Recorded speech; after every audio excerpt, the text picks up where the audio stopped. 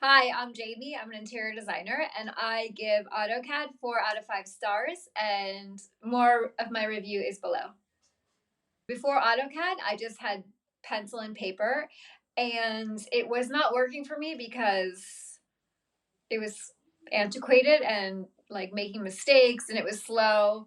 So now that it's digital, it's much better.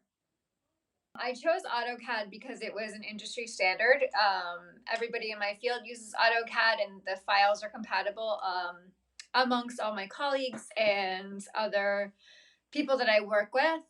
And I learned it in school, so it's easier for me to use. So I'm familiar with the software, and it's working out so far. It was pretty easy getting started with AutoCAD since I had a base of knowledge from learning it in school.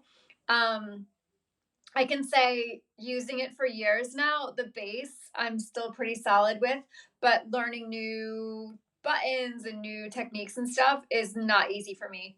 Even going on YouTube and trying to like figure it out is difficult. If you're considering getting AutoCAD, I think it's a great tool for at least my industry in architecture and interior design. I would say I would take either like really hardcore YouTube lessons or use some of their tutorials in advance to get yourself familiar with the program.